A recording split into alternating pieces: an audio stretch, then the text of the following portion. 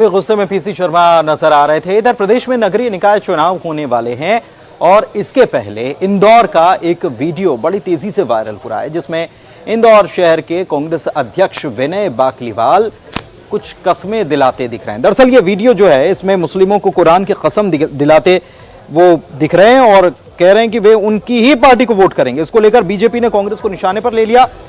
Pro tem speaker Rameshwar Sharma ने निशाना साधा, कहा है कि कांग्रेस अब राम और हिंदुस्तान पर भरोसा कांग्रेस का नहीं रहा है, कुरान पर भरोसा हो गया है। राजनीतिक रोटियां सेकने के लिए कुरान भी खुलेआम इस्तेमाल होनी शुरू हो गई। कांग्रेस कुरान की पार्टी हो गई है।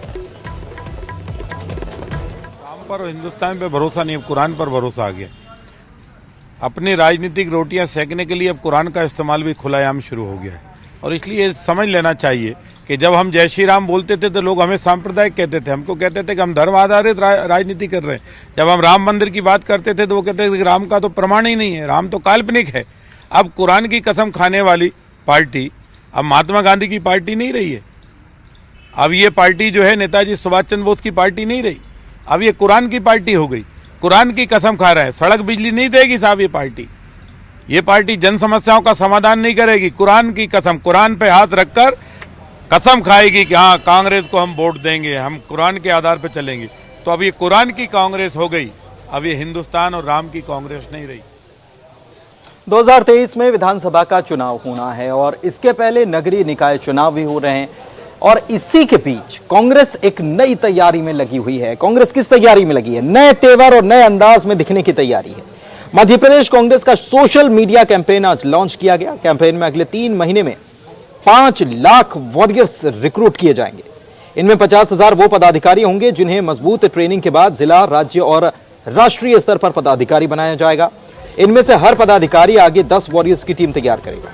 कांग्रेस युवाओं को मिस्ड कॉल के जरिए सोशल मीडिया से जोड़ेगी। कांग्रेस के ज्वाइन सोशल मीडिया कैंपेन के जवाब में बीजेपी ने हर बूथ पर सोशल मीडिया प्रभारी नियुक्त करने का प्लान बना लिया।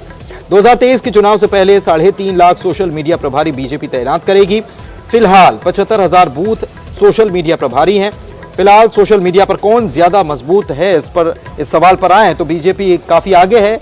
बीजेपी के फॉलोअर्स की संख्या 1.53 करोड़ है, जबकि कांग्रेस के फॉलोअर्स की संख्या 75 लाख के करीब है, यानी कि करीब आधी ये संख्या है।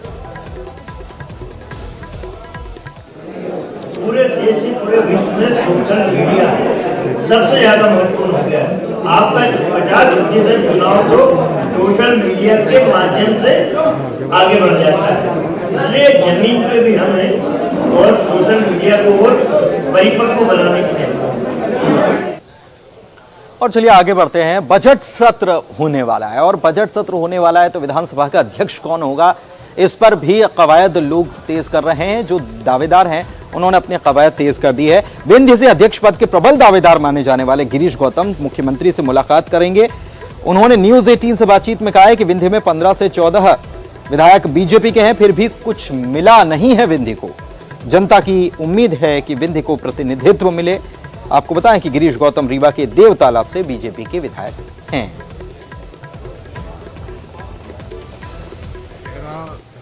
कौन होगा अपन तो ये कह नहीं सकते। विंध्य प्रदेश के भीतर या विंध्य के तमाम सारे जिलों के भीतर आप देखेंगे, खासतौर पर रीवा, सीधी और सिंगरौली मिलाकर 15 विधायकों में से 14 विधायक एक को छोड़ करके बाकी सब भाजपा के हैं और यहाँ पर कुछ मिला नहीं है। तो स्वाभाविक है कि जिस जनता ने वोट दे करके रीवा जिले में 8 की 8 सीट जिता दी, वहाँ पर एक छोड़ करके बाकी सारे जिता दी, तो जनता की अपेक्षा है कि उसको कुछ भी मिलना चाहिए। और चलिए एक खबर जो आपको शायद हैरान भी कर दे और सोचने पर मजबूर कर दे कि क्या ये वाकई में त्रुटि है और कैसे हो सकती है इतनी बड़ी गलती। इंदौर उज्जैन रेल मार्ग दोहरीकरण के बजट पर सियासत तेज हो गई है और होनी भी चाहिए, क्योंकि रेल मार्ग दोहरीकरण के लिए बजट में 1,000 रुपए आवंटित किया गया। इंदौर और उज्जैन के बीच जो रेल मार्ग है उसको दोहरा करने के लिए, डबल लाइन करने के लिए केवल 1,000 रुपए का आवंटन है। कांग्रेस के प्रदेश सचिव राकेश सिंह यादव ने कहा है कि यह हास्यास्पद है। इतनी बड़ी परियोजना के लिए केवल 1,000 रुपए स्वीकृत किए गए। सांसद शंकर ललवानी इसे रेलवे के अधिकारियों की चूक बता रहे हैं। उनका कहना है कि जब उन्होंने रेलवे के अधिकारियों से बात की तो उन्होंने इसे अपनी गलती मान लिया। दोहरीकरण का काम बंद नहीं होने दिया जाएगा। वे खुद देवास और उज्जैन के सांसदों के साथ जाकर रेल मंत्री पीयूष गोयल से बात भी करेंगे। ठेकेदार ने दोहरीकरण के काम को बंद कर दिया है, ये अपडेट भी आपको बता दें। और अधिकारियों के मुताबिक बजट न मिलने से ये स्थिति बनी है।